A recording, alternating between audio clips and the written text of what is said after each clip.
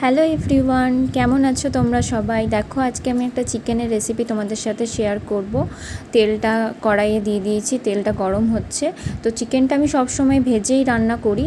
তো আজকে আমি চিকেনটাকে ম্যারিনেট করতে রেখে দিয়েছি। দেখো পেঁয়াজ দিয়ে দিলাম কড়াইয়ে, পেঁয়াজটা লাল লাল করে ভাজা হলে যে ম্যারিনেট করতে দিয়েছিলাম সেটাকে আমি দিয়ে দেবো। আদা রসুন পেঁয়াজ বাটা সব কিছু দিয়ে ঝাল যতটা খাবে তোমরা ঝালটা পরিমাণ মতো নিয়ে তারপরে নুনটা পরিমাণ মতো দিয়ে আমি কিন্তু দেখো ম্যারিনেট করে রেখে দিয়েছি। প্রায় আধ ঘন্টা হয়ে গেছে ম্যারিনেট করতে রেখেছি।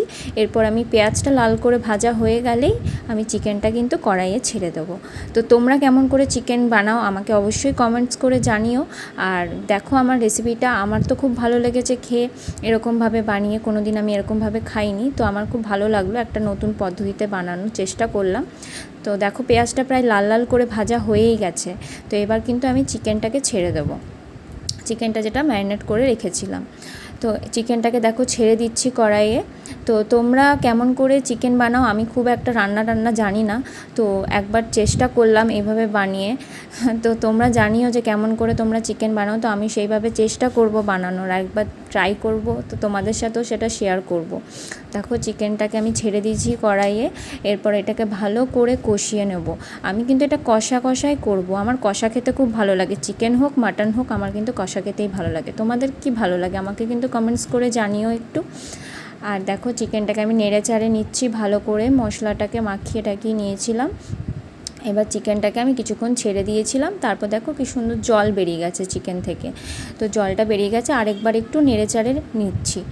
তো অল্প অল্প করে আমি কিন্তু আগে আলুও দেবো, আলুটাকে এখন দিচ্ছি না।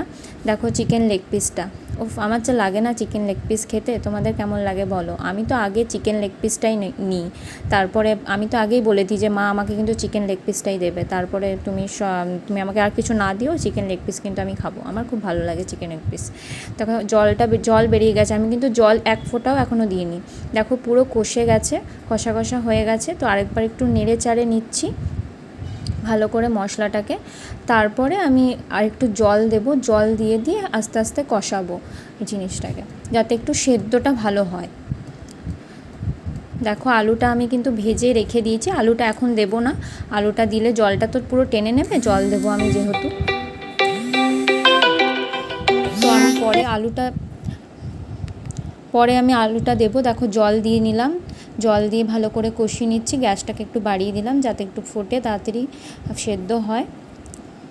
এরকম করে একবার তোমরাও ট্রাই করবে করে, মনে হয় তোমরা এমনিভাবে করেওছো, কিন্তু আমি তো কোনো দিন করিনি। তো তোমাদের সাথে একটা জাস্ট শেয়ার করলাম। তোমরা যদি ভালো লাগে আমার এইভাবে রান্না করাটা অবশ্যই একটা লাইক করো, আর কমেন্টস করে জানিও যে তোমরা কিভাবে চিকেন বানাও, তো আমিও সেভাবে চেষ্টা করব বানানো। তো একটু নেড়ে চাড়ে নিলাম, জলটা দিয়ে ভালো করে ফুটিয়ে নিচ্ছি।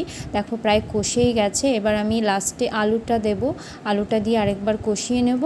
কষিয়ে নিয়ে তারপরে আমি দেখো জল দিয়ে নিচ্ছি, জলটা দিয়ে আমি আলুটা দিয়ে দেবো, সেটা আমি স্ক্রিপ্টে তুলিনি আলুটা দেওয়াটা। তো জলটা দিলাম, এরপর আমি দেখো ভালো করে সেদ্ধ হচ্ছে। এরপরে লাস্টে আমি নামানোর আগে গরম মশলাটা দিয়ে নেব। গরম মশলাটা দিলে গন্ধটা খুব সুন্দর লাগে।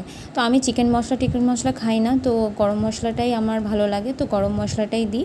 তো গরম মশলা দিয়ে দিলাম। দেখো এরপরে একটু ভালো করে নেড়ে নেবো, জাস্ট 1 মিনিটের মতো নাড়বো, নেড়েই আমি নামিয়ে দেবো। প্রায় হয়েই গেছে। তো একটু সাইডে লেগে গেছে, তো সেটার জন্য মা একটু বকাবকি করছিল যে তুই রান্না করছিস তো সাইডে শুধু লেগে যায়। তো আমি কী করে করবো, আমি তো রান্না করি না সেরকম। তো দেখো প্রায় রেডি হয়ে গেছে আমার chicken. Thank you for watching.